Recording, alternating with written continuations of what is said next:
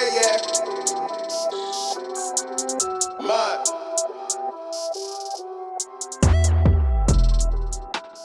Welcome everyone to episode 12 of Words of Rizdom Podcast. We're back today with Krishna once again. I think this is the fourth episode now that we've had you in. Yeah, it is. Yeah. But yeah, we've got an exciting topic to talk about today, I think, that in terms of what we talked about, or well, what you talked about in Dubai. I think we'll crack straight into it. It's a term that you came up with called Day 15. Yes. Right? Why don't you tell us about that? Yeah, so Day 15 was basically an idea, of course, a term. It stemmed from a longer quote, and I think it's literally something as simple. I think I just saw on Instagram, and it just clicked with me, and instantly the lessons that I could get from it were just all there in front of me. But the quote is, "A penny doubled every day for 30 days will be about 5 million." I don't remember the exact figure, of course, but 5 million. But on day 15, it will only be $126, And of course, initially I thought, huge numbers. I was like, what the fuck? Surely that's not true. Obviously, I had to check it. And of course, the power of compounding is something that, the first thing that many people would see.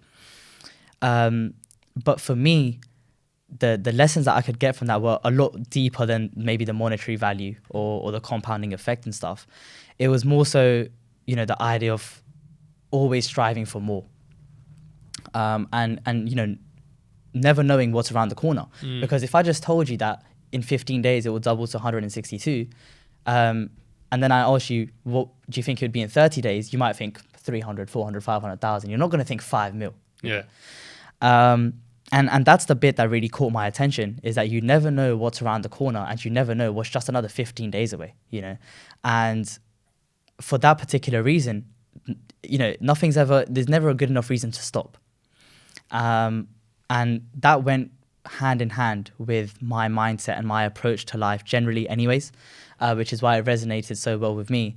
And which is why I felt like it's something that I always knew. I feel like the term Day 15 and this quote just puts it in a more, you can just quantify it in a way, through that term. Yeah. But that mindset is something I always had because, if I achieved this much in, let's say, 2 years, think about what I could achieve in another 2 years, and yeah, you just never know what's around the corner. And that's basically the initial idea that I was most attracted to with that particular quote. Yeah, no, I loved it. And I know that a lot of people at the conference in Dubai, love the concept. And to be fair, even my brother-in-law, actually, he commented, did he comment? I think he commented on the YouTube video saying that, I really loved the concept of Day 15, even though they didn't get to hear the whole thing. Of course, yeah. He even loved it, and it really goes to show just how something so simple in terms of some numbers, expressing, the power of compounding results and in such a short time what's achievable. But as you say, I think the most powerful thing that I take away from that is that, on day 15 it's only $100, $100-something. Right. But yet, if you have faith in the journey, you trust in the journey, and you keep taking that same action of doubling. Yeah. Yep. And essentially what I would take away from that is like you're consistently doubling your efforts, consistently trying to, push forward. And if you trust in that journey, the end result will be there. Yeah. And as you say, like how many people are willing to sort of have that faith in themselves, and have that faith in, maybe I'm not exactly where I want to be right now, but if you reflect, actually I started with a penny. So I started with nothing, with no knowledge on trading, for example, with no knowledge of anything to do with entrepreneurship or anything like that. But then I got into, say, 2 years into my journey, and I've got so much more knowledge. I'm not losing anymore, but maybe I'm not winning. But how many people end up finding themselves in that moment questioning the whole thing, right? 100%. And that's why I think it resonated with a lot of people. Did you get much feedback? Of course. I mean, unknowingly, it started a bit of a, I'm not going to say a trend, but it, Day 15 was being mentioned left, right, and center.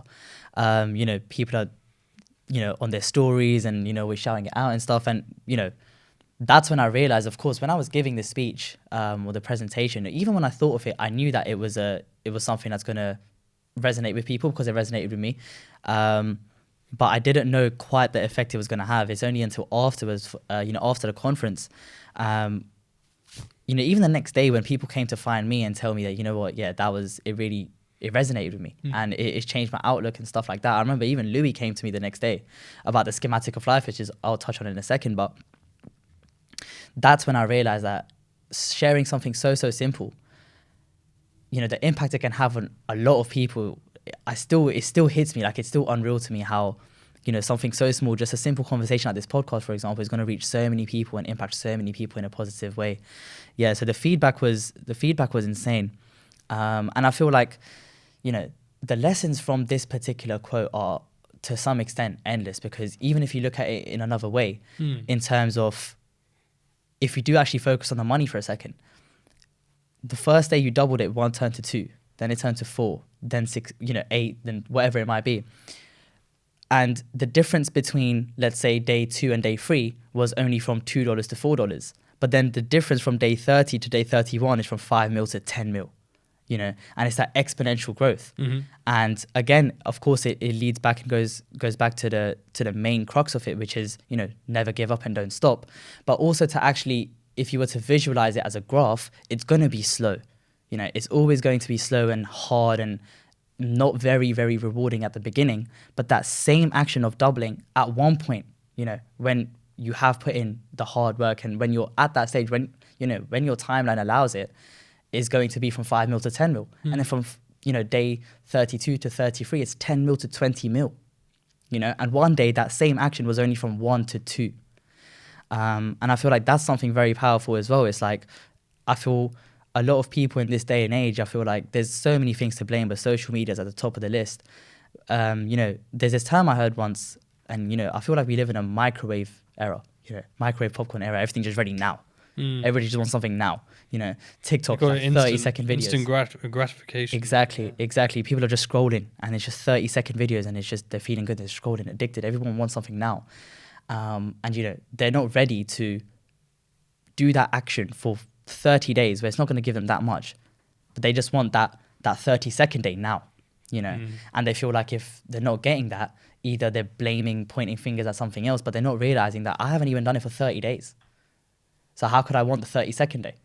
And I feel like that's something that's very important as well. And of course, as much as we can look at things like social media to blame for that, I feel like people and their mindset in itself is also to blame for that. You know, things like pride.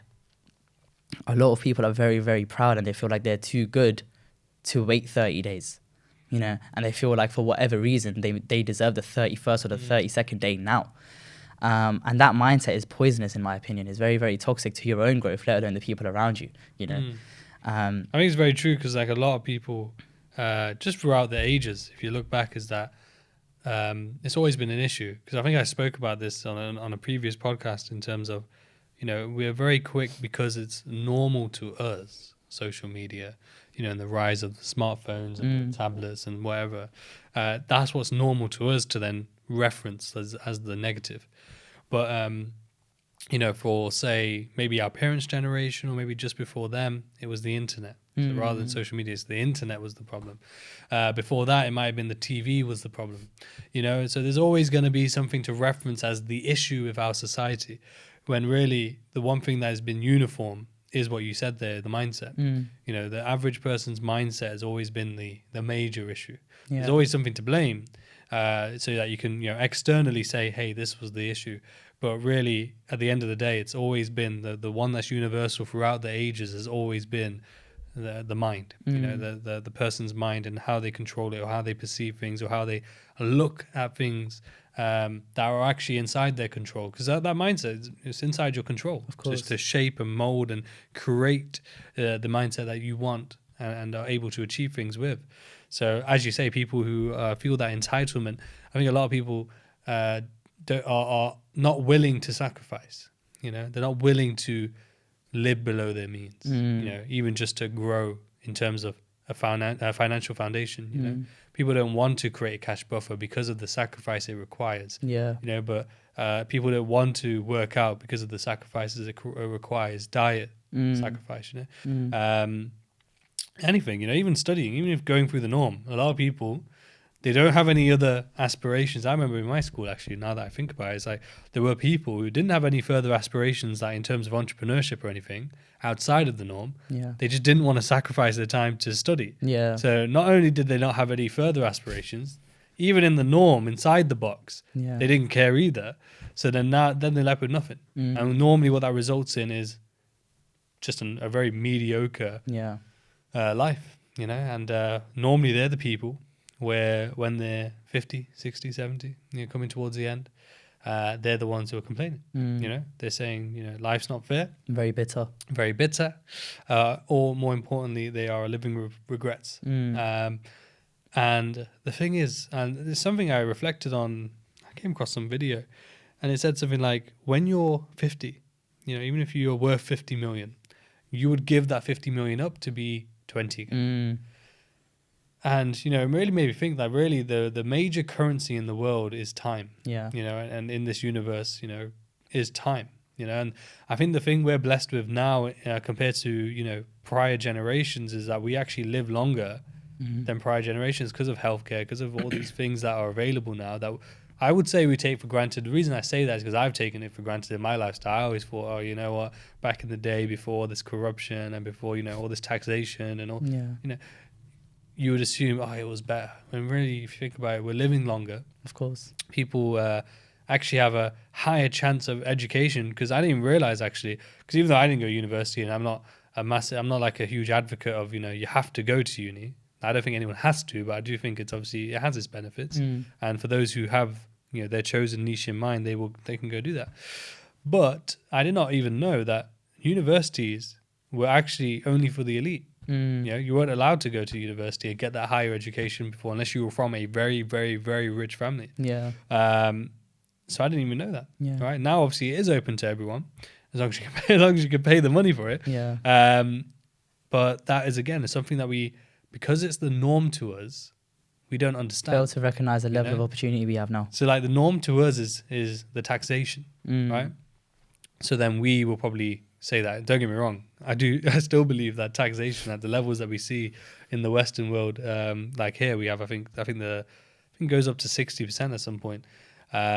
It's crazy because that's just one tax, and then there's all the others on top.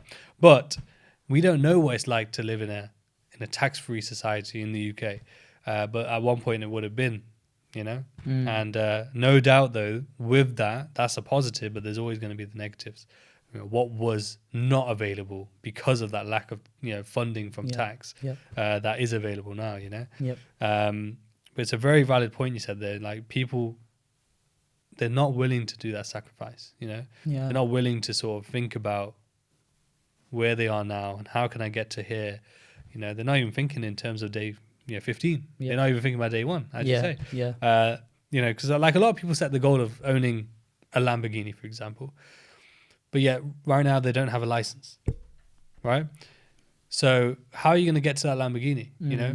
Because they're not doing anything in between. They're literally on day one, but they're thinking about day 100. But they're not thinking about what does it look like in between that? How do I get from day one to day 100? You know, how do I get from no license and no car to having a Lamborghini? It's completely possible. It's good to have a goal, but if you don't know how you're going to do it or have any plan or system or steps in place, more than likely that goal stays a goal. Exactly. It stays that image on your vision board, you know, that image in your mind. It doesn't turn into anything more. But it's like a recipe, if you will. It's like you know, ingredients, you know. You know, everyone has the same, you know, cookbook, for example. Everyone has the same, you know, mindset and goal at the end. But certain people just are missing ingredients, or some people just aren't taking action to make it happen. You know, mix it together and get the end product.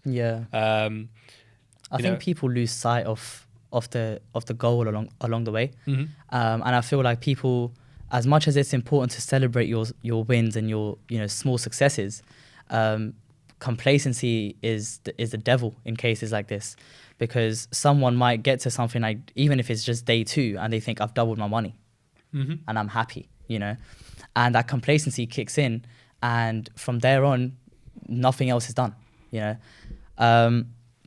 And they lose track of that goal. And again, this, to be fair, when I actually did the presentation in Dubai, the main sort of light that I was shedding on this idea of day 15 is that every single time you reach a high, you have to understand that you're still only at day 15. You know, Yeah. you haven't actually reached the highest point that's possible.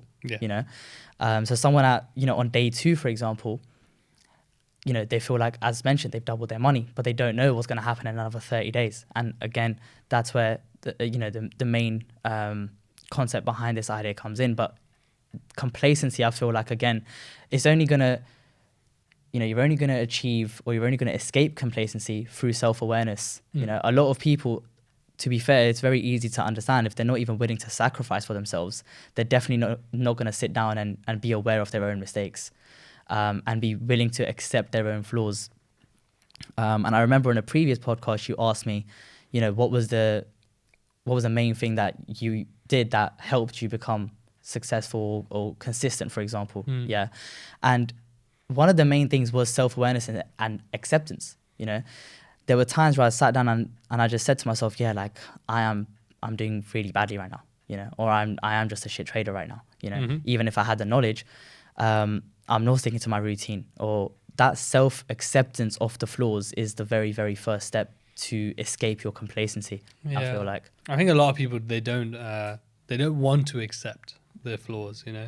They don't want to accept where they can improve. Sometimes I've seen a lot of people where they do, and you know, they're the ones that normally end up getting further. You know, it doesn't mean it instantly. It doesn't mean that because they've accepted it, suddenly now they're, you know, absolutely fine and everything's working out. It's quite the opposite, that they've accepted it. Now they have a long journey to work through it. Exactly. That's where it begins. But it can't begin unless you are willing to accept these flaws and willing to acknowledge that, okay, you know what, I haven't done this, or I could have done this better, or, you know, I made this mistake, you know. And I've done the very similar, like what I've realized in my trading journey is that every single time that I've ever felt like, or had the feeling of, I know this 100%, you know, I 100%, you know, I'm going to slap these markets every week. You know, that sort of mindset.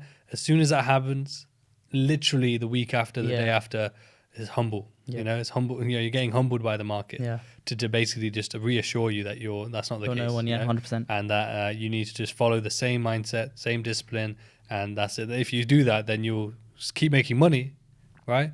But you shouldn't grow an ego. You know, you shouldn't allow, you know, because you've made money one week, or, you know, had a good high strike rate week, does not mean that, you know, you're going to have a high strike rate life, right? If anything, you know, one thing we should get used to is low strike rates, high risk to reward. You know, low strike rates, it's probably the most realistic thing to attain. Yeah, it's pretty much. You could even be one of those people who just guesses and achieve a low strike rate. Yeah, but when you have the right risk to reward to match it, you won't worry so much, right? And yeah, that was a big thing for me, because I remember I used to always try and you know, get to a point where I'm winning majority of my trades. Because then I feel like I know what I'm doing. Yeah. That's not the case, you know. It's not, when I finally accepted that I don't need to, you know, win every single trade. I don't need to even win, you know, 90%, 100%, or 80 or 60, you know, even. Yeah. That's when I found like my balance of, look, my average is 50-50. Yeah. So like 5 out of 10. But I say average because sometimes it'll be less. I think the lower end will be roughly about 35%. On the higher end, it'll be roughly about 65%. So when those 65%, you know, ever so often, and when I mean ever so often, there might be a 80% week, 90% week, right, where you've hit an incredible 8 or 9, 10s out, you know, majority of trades are winning.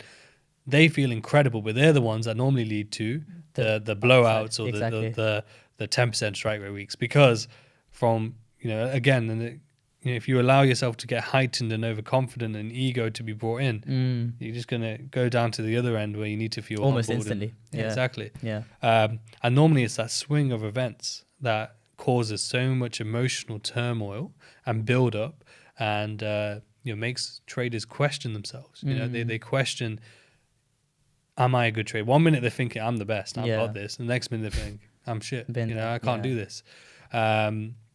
And that's where they normally find themselves, in that same period. And, you know, outside of that period, they're learning, they're trying to build, and then they finally get active again. You're trading live or doing a funded account. It goes well. They may pass it. They pass the challenge, the passive verification. Bang. As soon as they got a live account, super greedy. Bang, humbled, gone. Yep. Back to the drawing board. Back to the same cycle. You know, same. It's really when you really make trading boring, you accept that you're not going to win, have a high strike rate. You're not bothered about a high strike rate. You're just bothered about your edge playing out. That's it. And that edge paying you, in terms of what most are trying to achieve is 10% a month at least, so they can pass the challenge. But you remember that afterwards, you don't need there's no goal, right? It's really about understanding your numbers. A lot of people don't know how much it is they spend every month. Yeah. Right? A lot of people don't know what they spend every month. They don't, take the time just to realize, okay, I'm spending this much on rent, this much on bills, this much on, going out with my partner, this much on, a course, for example, maybe, or whatever. But then they don't know exactly to a penny or to a pound how much they're spending every month. So then how do you expect to know how much you need to make every month? Right, from trading. If that's your goal to be full-time, you don't even know how much you need to make. Funnily enough, majority have these overinflated numbers, which is fine as goal. I want to make 100k a month. Cool. But if you've not made £100 or £1,000 yet, again, it's like what we were talking about earlier, right? The Lamborghini, that day 0 to day 100. You're here looking at 100,000, but you haven't made 1,000 yet. Reverse engineer that. Make your steps. Make your plan. Understand what you actually need. Like have on your say your timeline. Where is it that you hit the amount that you need to be full time? Right. Target that first. You know what I mean? Like for majority of people, the average person's salary they'll need will be, I would say, well, now with inflation and everything, but I would say people could get comfortable with, or could be happy with 5k a month, right? 100%. 5k a month. That's 5% on 100k, for example. 5%. So not 10%, it's half, 5%. And that's on 100k. If you're max funded, that's how much is that? 2%? 2.5%? Yeah. I think it's less. Yeah. I'll go with that. I think it's less though. If you did 200, that would be 2.5, and then obviously is 1.25. That's crazy. Yeah, same amount. It's insane. Obviously, we need profit splits and all that, so we're talking about 2-3%, right? Yeah, that's all you need for a whole month to be 5k. To make 5k, and more than likely, most people aren't making 5k now. Yeah. So 2-3%. Now, with our style of trading, obviously 2-3% is laughable. Everyone's like, "Oh no, I could make 10%, 20%." That's the thing, like just do it first. Yeah. So that's it. Just do it first. And that's what I've seen from our traders, especially, the ones who've been funded long time and then even got into scaling plans, is that they're just doing it step by step. They're not trying to get max funded straight away. Yeah. They did 100k, consistently traded that, added another 100k, added another, did it slowly. Yeah. And then again, when they got the account, they're not trying to make 10%, 20%. Yeah. They're just, I think that if anything, they had targets of like 10% a month. So like they were saying 2.5% a week. Very nice really and gradual. Once they're hitting them, what do? Then you slowly increase it. So instead of 2.5% now, okay, let's increase it to 3. 3, yeah. 4. It's not to 10. Exactly. Yeah. And it's a massive thing. One funny thing I've seen in terms of comparing those long-term successful traders to the majority of others is that, they probably don't even have the cleanest looking trades. Their stop loss is probably bigger than everyone else's. And it just goes to show like people, whether it be this style of trading that induces it, I'm not too sure, but maybe it's just the fact that you're a young, immature trader, is that you lose track of what you're actually here to do, and people are looking, because I'm only saying this because I was exactly the same, looking for the smallest stop loss, looking for the perfect entry, perfect exit, right? Yeah. All of that sort of stuff. And then sometimes I look at, screenshots and whether it be TradingView or MT4 of those long-term successful traders that are max funded, and like the entries are like what we would call ugly, for example, right? Their stop loss is something that people might not even consider, but they are the ones that everyone else is trying to be like, which is crazy, and it's something that I've noticed, and hopefully other people have noticed it too, and then realize that it just gives you a reality check, of it's not important. It's not important. No one's ever asked you, show me your best entry, or no one's ever asked you, any of that sort of stuff. Yeah. It's always about, okay, how much did you make last month? Or, did you hit your goal in terms of how much did you make? Because that's what we're here to do. Yeah. And a lot of people lose track of that and lose sight of it. And it's only natural. But again, as long as you are aware of it, recognize it, and then take the steps to actually do something about it, that's when your journey begins. Yeah. I think a lot of people, they're too bothered. And I think this is one of those classic things that we could say, hey, it's social media's fault. But it's always been the case. Is they're too bothered about looking the part. Yeah. Looking the best. Looking like, oh, look at my trades, And again, this is something that's, it's been throughout the ages. So, back in the day, it would have been this guy has the nicest suit, he has the nicest horse, he has the nicest partner. You know, that the partner one in particular, that hasn't changed. Suits have changed to what people, what I would imagine you guys would class as drip. Right. Yeah. When I say that, does it sound old? I sound old, right? Yeah, don't say that again, bro. But you know what I mean? But nowadays it's like the shoes, Watches, you know, shoes, right. the watches, the cars, yeah, like, but the partner hasn't changed, right? And same with women though, same thing. Like they have the same thing, like looking the part, looking the best. That thing throughout the ages, it's always going to be there. But yeah, I feel like a lot of people, now that's one thing that's really helped me. Like for the last few weeks now, I think maybe a month, I decided I'm not going to post any of my charts on socials. I post it in the group still, just because I'm trying to just show that, you know, I'm active, I'm trading, I'm taking trades as part of the plan that we're teaching and so on. But socials, I don't need to, you know. And I'll be honest with you, not only is my trading, I feel, improved, because now I'm not bothered. I was never really bothered. I think it was more subconscious, if anything. Yeah. I've definitely seen an improvement in my focus and less of a worry, less of a need. I don't know how to explain it really, but I've definitely felt a much more positive vibe. It's less stress because it's always in the back of my mind. Like when I used to do it, I found myself getting lost in I need to like get a good trade and take a screenshot for my story, because I really fell into that side of it deep. Like I really, really struggled with it to the point where I had to unfollow a lot of people because I was seeing theirs and I was like, fuck, I need to match it, or like I need to do something better or whatever. And then again, I lost track of what I'm actually here to do. Like I'm not here to compete with other people on Instagram stories. I'm not here to do any of that. And I was just going a long way, but the wrong way, you know? Yeah. I was just doing the complete opposite thing. I was putting so much effort into, you know, just trying to catch a nice entry or whatever. And one thing that I now share, because I understood it, is instead of thinking about your MT4 screenshot, think about for example, your metrics, right? Your account growth. You know, if there is something that you should want to share, it should be that. And if you're not ready to share that, do not share screenshots, because that again is you playing into that illusions versus reality. Yeah. You know, that's you trying to look the part and not be the part. And I remember when I was struggling with this, every single day in my journal, I was like, account growth is greater than MT4 screenshot. You know, just reinforce and reminding myself every day of what I'm actually here to do. And that definitely helped a lot. And again, because I realized as well, when I stopped, is that I was doing it to myself. No one was asking me, no one was waiting for me to post a story. You know, no one was expecting it from me. I was doing it to myself. And then when I stepped away from it, it was very, very stress-free. I could actually look at the chart as a trader rather than as, you know, someone who's trying to flex, essentially, which is a big, big difference. Because the idea of actually waiting was out of the window completely. You know, I was trying to make it work wherever price is right now. I was trying to catch a nice trade. And like, that's ridiculous, you know. And as soon as I remember, the first thing I thought to myself, as soon as I stepped away from that, the next time I looked at the charts, it was so clear to me that, okay, I'm in no man's land, do nothing. And I was like, wow, I haven't felt like that in a long, long time. You know, purely because I was trying to, you know, play into the whole force looking it, apart. yeah. Exactly, trying to force it.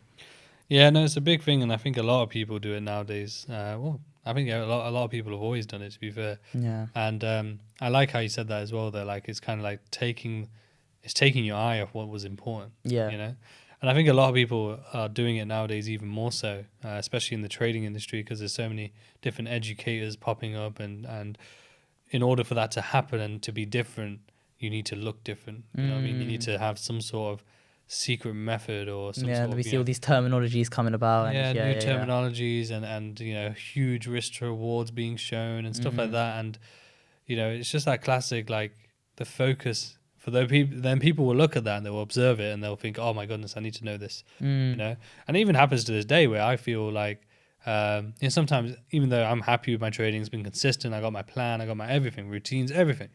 Even I still will see like a page pop up, or someone will send me a page and it's showing like some absolute savage, you know, just, you know, these incredible entries or these ping pong type of trades or these huge risk rewards. And even then I'm like, wow, maybe I can learn more, you know. And it's just understanding that even if it is true, like I don't shade no one, but even if it is true, am I happy with what I'm doing? Yes. So why should I chase or try to do more than what I'm doing? Exactly. You don't need to fix something that's not broken, essentially, Exactly. right? And that's where a lot of people go wrong. Even when we were talking about strike rate, for example, it's like they'll be on a 50, 60%, and then they'll go doing that for 3 months and they'll be like, okay, now I want 70. I'm like, why?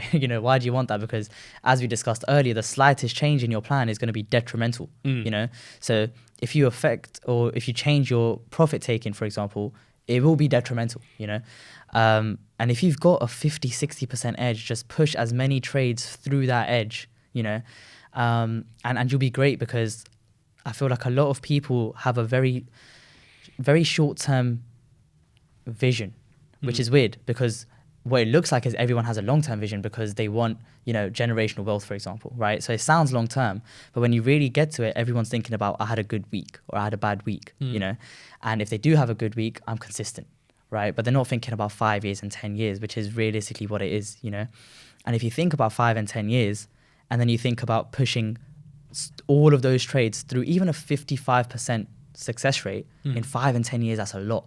That compounds, to an astronomical level. But then if you start thinking about 1 week, 2 weeks, or even a quarter, for example, which is sort of intermediate, but it's still not that long term, that's where people get caught into 70%, 80%, 90%, because I did the same thing. And there's no longevity in that at all. And again, that's where it gets down to just it's the small things that count, being consistent, even with a 50% success rate, or doing it for a long time. That's what's going to count. Oh yeah, 100%. So like, we always hear it from the very start, like in trading and investing, that, even making 10% to 15% a year is incredible, right? That's on average what the investor will look for, 10 to 15% a year. So if you're hitting 20, 25, 30% in a year, that's incredible. That's like double, nearly triple what an investor looks for. It won't feel incredible on, say, £100 or £1,000, but your vision needs to look beyond that. Of what, again, that's kind of reverting back to the whole day 15, right? You need to realize what that percentage reflects on 100,000, 200,000, a million. How you get to that point, that's where the hard work comes in. That's where the vision and trusting the process and doing it. Now, we're all very, very lucky in this time period. Because when I first started trading, there wasn't any prop firms or anything. Now we have prop firms, but the positive is that you have the opportunity.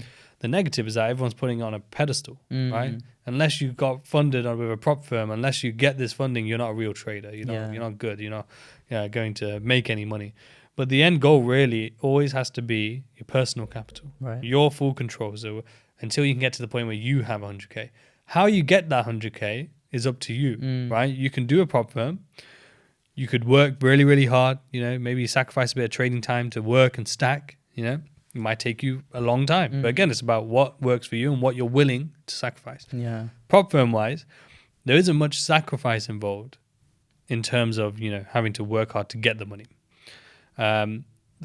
In terms of a prop firm, what you have to keep in mind is that because of that lack of sacrifice, that appreciation is going to be very different. Yeah. Right? And that's why the prop firm requires, if anything, the ultimate discipline. Because for you to, one, achieve it, get it, and then actually make respect it, withdrawals that, again, you can then use to fund. That's what we've always taught in the Vipers, and a few Vipers have done that, where they've gotten funded, they've then consistently withdrawn, and now they've self-funded a 6-figure account. Crazy. Right? Yeah. And now they keep their FTMO, but they trade it very less aggressive and probably low risk, and don't trade it too much because they're so focused on their personal account, because that's 100% their money and it's all in their control.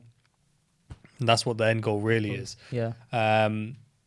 So it's so important, because if we're not taking the right steps and we're not thinking in the right way, how are we going to get to where we want to be? Definitely. A lot of people, they don't bring the right mindset towards, to a journey as a whole, not just as trading, but as a whole.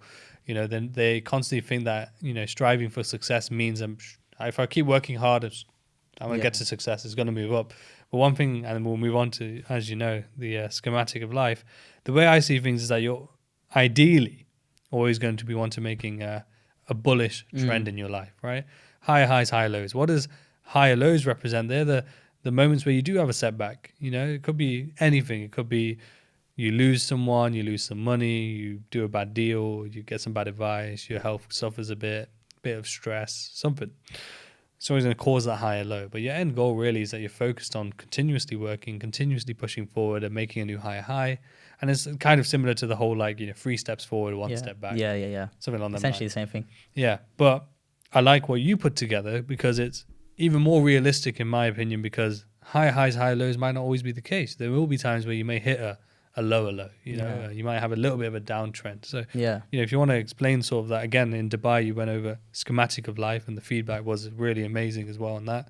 If you want to sort of go over that concept. Of course. I mean, before we even get to that, even to discuss the higher highs and higher lows, I feel like one thing that has to be understood and clarified is that that's a mindset, right? You cannot try to quantify that to your actual events in your life because that's going to be subjective, In life, you will, by definition, have those lower lows, right? Things are going to be worse than they were before. However, at the same time, your mindset could still be at a higher low. That all depends on you, right?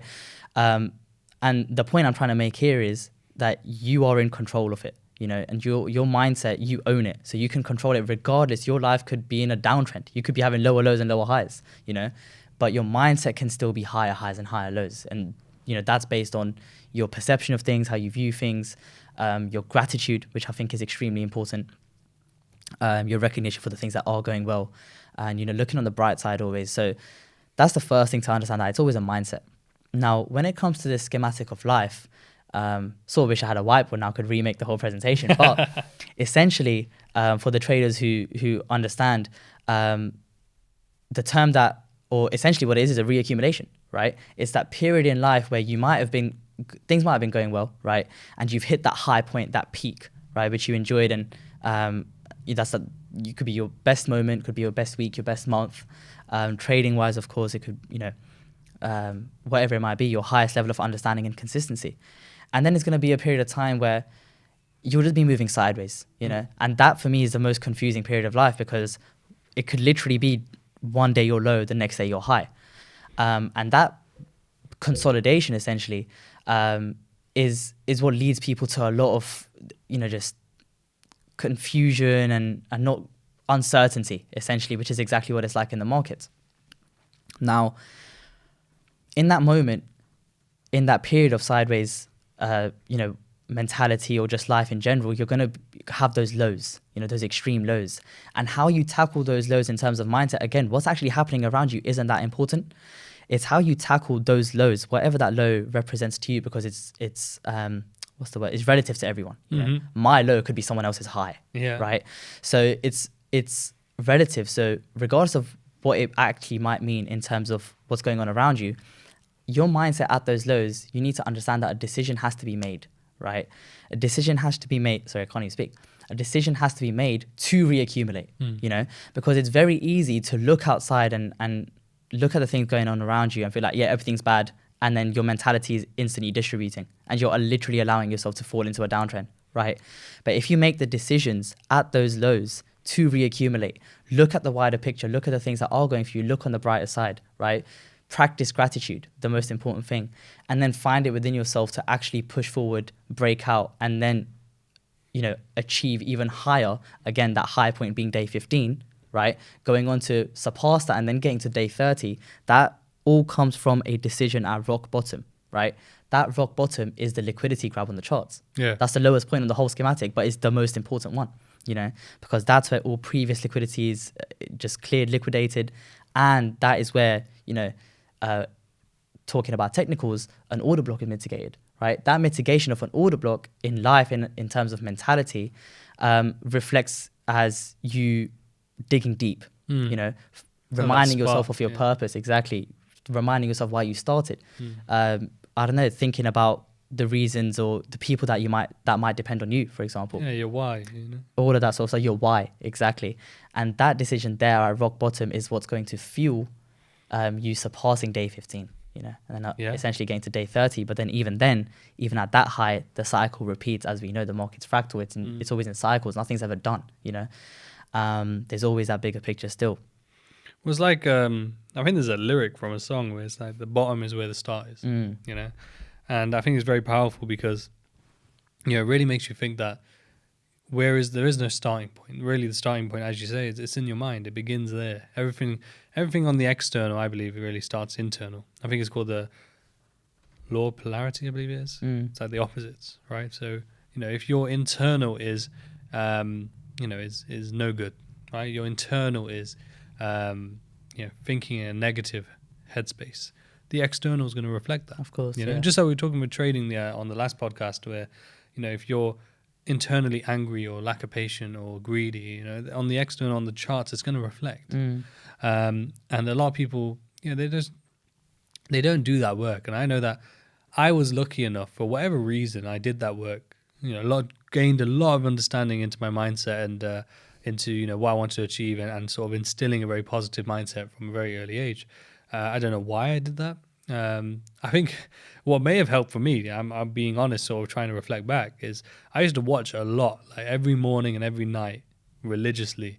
I would watch these motivational type videos, and those videos are literally just instilling the sort of affirmations, if you will, just why you want to think the way you want to think. Like, I think Les Brown was one guy I used to listen to a lot, and Eric Thomas was a big one. So like, sacrificing who you are for who you want to become. Right. These are big things I used to listen to constantly, day in, day out, on the way to work, before I go to sleep, on the way to the gym, at the gym, I used to just watch it. I don't know why, and I enjoyed them. So it wasn't like I was watching it for a particular result. I just actually enjoyed taking them in. Enjoyed watching, films, for example, which reflected in a very similar sort of tone. And I think really, when in terms, people might be watching this thinking like, how can I create change? That would be my advice. Like, watch what you're taking in, right? A lot of music nowadays and movies and the sort of content, social media, it's all things that are creating fear, creating greed, creating jealousy, creating these sort of negative traits, mindsets. And the music, for example, is just a lot of the time that people, for example, my sister-in-law, she's younger than you, actually. She's in college at the moment, but I remember when we met, she was still in secondary school, and she's rapping along to like things like drill music. They're talking about white and this and that, and I'm like, do you understand what they're talking about? No. And I'm like, you see, but like subconsciously you're taking in all this information that is useless to you, and if anything, detrimental to your success. And that was another thing. Like, when I was listening to music at that age, I was listening to like woke stuff, like Low Key, and like him talking about politics and mindset. And it's a bit weird when I think back in terms of like the average teenager, but that was detrimental to where I am now and who I am now. Because if I was doing the other things, and I was watching the other things, listening to the other things, and not working on my mindset, I would be someone different. Yeah. And the thing is, like, it's not the age that mattered. Like, me doing it at a young age was a blessing, but it wasn't that if I'd done it now, it would be any different. The result would be the same. 100%. And, that's the advice I would give people, is just try and take more note of your thought patterns. Yeah. Try and reaffirm through, what content you're taking, what you're consuming. Are you consuming health, wealth, positivity? Look at your environment. A big one for me, which took me off that track as a teenager, was that I kept surrounding, it was a conscious choice though, I kept surrounding myself with, I was trying to find like other Asian boys. I think I've talked about this before. Other Asian boys, because I wanted to have brothers, I wanted to have this clique. And unfortunately, the ones I kept finding they were all deadbeats. They might be watching this now, but I don't give a fuck, because they're still doing the same shit now. So they're still deadbeats. Of course. And it's a good thing I was able to step away, but it wasn't an easy choice. It took sacrifice, because what did I do? Obviously, at this point, everyone around me were in this same circle, and from me stepping away, it meant I had no one else, because I didn't, keep any of the other relationships or had any other sort of relationships or circles at the time. So what did that mean? You have to rebuild, right? And it's kind of going back to that quote: sacrifice who you are for who you want to become. That's great. And that would be my advice. Take note of what are you taking in, who is around you, what is it that you can change in that, in what you're taking in and who's around you, in order for you to then change, obviously, inside as well, like, and become more. Definitely. For me, it was a bit different. Like, I never really listened to those motivational things, because it didn't really hit me the same way it hit you, for example. But for me, as a kid, I had a lot of time on my hands. I had a lot of time alone. I feel like is important, because coming from a similar sort of situation, I actually had the completely different sort of outlook in where you wanted to surround yourself with whatever you wanted those brothers, I actually didn't identify with anyone. So I found myself alone with a lot of time. And again, reflecting and looking back, what I actually ended up doing with that time was just daydreaming, And again, this is something that I didn't even choose. It just happened to be, I just daydreamed about who I want to be, just success and like the type of person I want to be to other people, but also just in general, the type of person I want to be. And then the understanding that I had is that if I can dream it, I can become it. It's not possible for me to dream something and then it be impossible. It just didn't make any sense to me. So I knew that, okay, cool, that essentially became my goal. Yeah. And I didn't even know it at the time. I'm only realizing this literally as we speak, as I'm thinking back. And as a result of that, what ended up happening is that every single decision that I was taking, or my daily habits, for example, I would compare them to my daydream, right? Everything that I was doing today, I was like, does this actually align with my vision? And even, I'm not saying that every single thing that didn't align, I didn't do, because that's not the case. But I had this awareness, right? So even if I am doing something that this is not the one right now, this isn't something that I want to particularly carry on, or, this is just something whatever. It's not actually what I want to be doing. It's not actually how I want to be. And this is when I wasn't actually even aware that this is all happening to me subconsciously. But today, for example, now when I am a bit more aware, and I can even still find myself sometimes slipping away and contributing in those daily habits that do not align with my actual vision, I can take active steps very, very quickly to step away from that. And again, at those rock bottoms, make that decision to reaccumulate. And a lot of people, I feel like, don't have that. And, it's weird how everything that we're speaking about goes hand in hand, because there's some people whose daily habits is literally, for example, get up, do nothing, smoke weed, and then go to sleep. That used to be my life. Right? That used to be that when I was with the deadbeats. Yeah. I was also a deadbeat because that's all I used to do. Exactly. You're going to be who you surround yourself with. And funny you touch on that, because we'll probably wrap up with this sort of topic, because I mentioned on my story a few weeks back about like I used to just be addicted to weed, and I had to cut that out. It was a big thing that sort of helped me to then excel, or get refocused, was cutting that out. And a lot of people messaged me about it, because I found a lot of traders do it. A lot of traders smoke weed because they think it either helps calm their mind, or see the charts better, or all this bullshit basically. Now don't get me wrong, things in a balanced way can be fine. But unfortunately, a lot of people are not balanced, and they are doing things in excess, and anything in excess is harmful. Now, for me, I was smoking roughly 40 to 50 pounds a day for 2 years. Yeah. And back then I used to think it was cool to say that, like, oh, I'm smoking so much. Oh, I'm so good. Oh, because I can handle my weed. Oh my God. Yeah. But the truth is, when I reflect now, it was so detrimental to my mindset. Like, I don't know what damage it could have. I could maybe be even smarter, even more efficient than I am now if I didn't do that to my brain, right? Because it was still functioning, still growing. Even now it's still growing, but I went through a period of time where I was impacting it with weed. I've destroyed probably my dopamine receptors, because I was just literally, as soon as I wake up, as you said, I was smoking, and all the way till nighttime smoking, for 2 years. So I've destroyed them. And then everything, all my decisions were based on weed, So like those deadbeats I was around, I call them deadbeats, but I was also a deadbeat at the time. Yeah. But the reason I ended up hanging around with them is because my association was that they smoke weed, they're cool. We're cool, we're brothers, we're all smoking weed together. It's amazing, blah, blah, blah. So, my advice to anyone out there who, finds themselves maybe struggling with some form of substance or some drug abuse, I'll say weed because that was the one I struggled with, but really reflect on it. Because if you're, at that point when I was smoking weed, I wasn't getting high anymore. I wasn't enjoying it. It wasn't that. It was literally, that's what I needed to live now. It was like, that was the new normal, because it was that I got it influenced that badly. Yeah. And the best thing you can do isn't trying to wean off it. Just go cold turkey. Just change the mindset, understand that, you don't need to be high. You want to feel reality. You don't want to, always be trying to escape reality. Right. Because that's not a healthy way to live. 100%. And it's not sustainable long term either. But in terms of trading, you don't need it to trade. If anything, I think it's the opposite. Like a big reason what helped me to quit as well entirely, as in like cut it all out, is that especially as a responsibility as a teacher, you can't teach efficiently when you're smoking weed or when you're Yeah. drinking or doing all these things all the time Yeah. and in excess, ever so often, of course. But like if you're doing it every weekend, for example, come Monday, how am I supposed to do my Right. webinar to an acceptable ability and quality? You know, it will be hindered because I will be hungover or be in my system. My mindset will be a bit foggy. You know, so then you have a responsibility not only to yourself, your family, but you obviously these people who look up to you and you're Right. teaching. You know, and you're mentoring. But even just for yourself, you know, again, like you saying, reflecting on your journey, on who you need to become, and the steps in your mindset.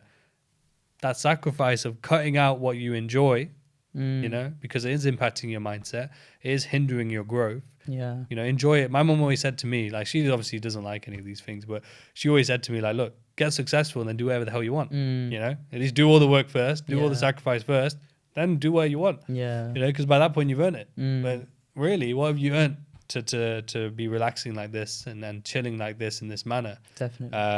You know, when you haven't really achieved anything yet. I feel like most people actually, they want to be better, you know, but they're just trapped because that's what addiction is essentially. And I feel like one thought that, you know, if we're looking to wrap this up, that I definitely want to touch on is the high of life, you know, whether it be successful or whatever it might be, whatever it might mean to you, but the high of life is much, much better than any high. You know, I'm saying that as if I've done every single drug in the world. I haven't.